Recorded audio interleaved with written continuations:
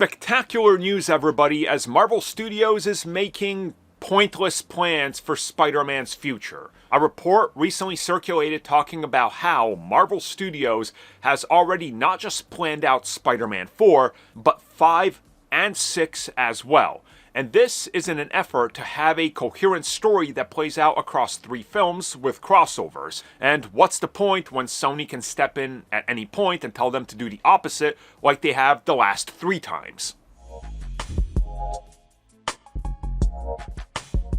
So we know, and we've known for a while, that Marvel Studios always is planning 8 to 10 years out. Now, of course, everything is subject to change. When Phase 1 started, Black Widow as a film, Iron Fist as a film, Werewolf by Night, and Kazar, out of all people, were in development as film projects.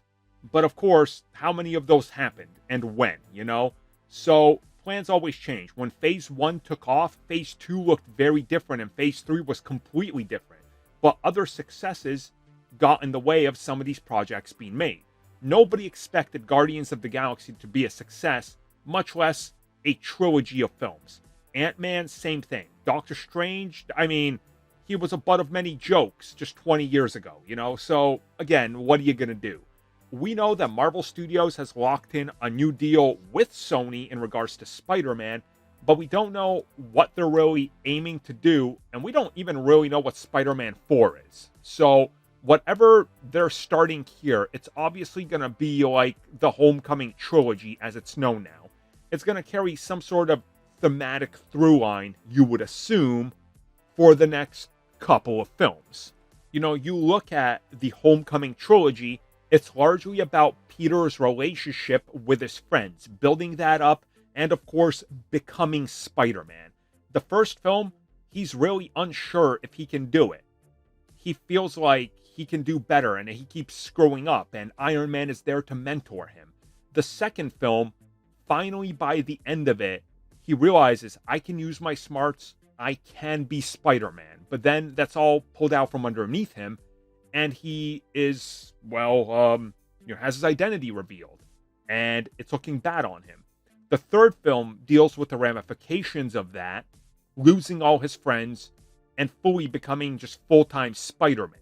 So, it's an arc that starts and ends, and the next one, we really don't know where it starts, let's be real, and we don't know where it's going to end. But reportedly, not only is Spider-Man 4 being written, the early plans have been laid for Spider-Man 5 and Spider-Man 6. Now, according to these reports, the idea is to sow the seeds for 5 and 6 in 4 and sort of show people what the direction is. Now, to me, this is absolutely foolish and stupid for Marvel Studios to do. And it all goes back to Sony. They wanted, and they explained this multiple times on interviews, they try to use Kraven for Spider-Man No Way Home and Far From Home. And Sony stepped in every time after scripts were complete to say, nope, we're going to do something with Kraven on our own. So they had to completely pivot. That's happened twice. They've tried with other characters that we know, and they also had it pulled out from underneath them. Who's to say they're not going to lay down a foundation for, I don't know who, in Spider-Man 5?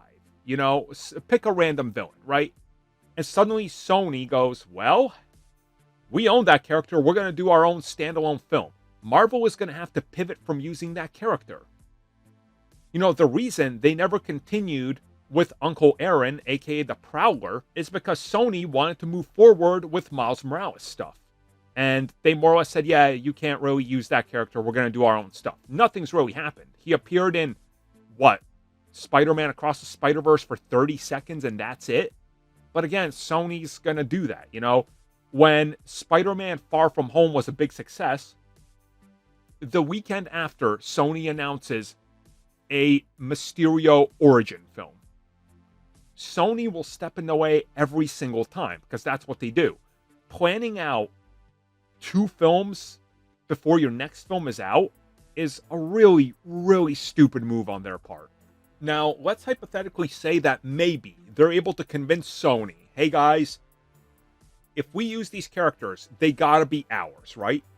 Then what if we get to Spider-Man 4, you know? And at the end of the film, suddenly Peter is, I don't know, at one of the higher learning schools. Maybe he's at Horizon Labs or something, and he runs into his new classmate who just happens to join the class, and his name is Eddie Brock.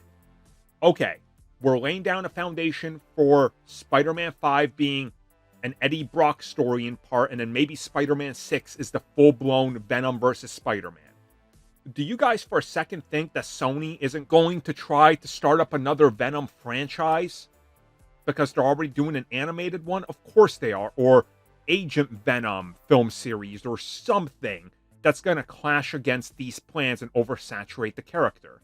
So they could lay down a couple of these pieces, but to me, it just feels like they're, again, going to get backed up into a corner that's a losing corner. They can't really pull out of it because it's happened multiple times already. We even know for Spider-Man Homecoming, Sony stepped in during the development of that film multiple times and said no, no, no to multiple things. Reportedly, the biggest one was Gwen Stacy because, let's be clear, Betty Brant was clearly Gwen Stacy. Up until Sony decided to start working on a Gwen Stacy project that's never materialized, you know? So again, I'm a little worried about this. I think Marvel Studios needs to focus on one film at a time with Spider-Man, full well knowing Sony could pull out the rug from underneath them at any time because they have before. And I know people will say, yeah, but the new contract. Guys, Sony owns Spider-Man. Whether or not the contract means anything, that'd be up to a judge, but Sony can just go, we don't like what they were doing, and it's our character that we own that we bought legally, and Disney stands no grounds on whatever contract they renegotiated, because it's a full Sony-owned character. That's how the IP owners always win. So I'm a little worried. I'm willing to give them the benefit of a doubt and say, fine, you're going to plan out 3 films ahead or whatever, you know? But also, you got to think about the Avengers films. How does he factor into those? And how do crossovers work? And how's that going to affect the bigger story? And how does Sony, when they get another hit, affect everything? You know? That's going to be what has the potential to ruin any plan that Marvel Studios puts into place with the next Spider-Man. Oh, that's a nice, great MJ you got there. Would be a shame if somebody was to make her a jackpot movie. Thank you for checking out that video, and thank you for your continued support. Feel free to like, share, subscribe, do whatever you will, and if you're so inclined and would like some additional content from us, which includes unfiltered content and bonus discussions, we do offer exclusively in our member section. We hope to see you there. So thank you for watching, and have a good one.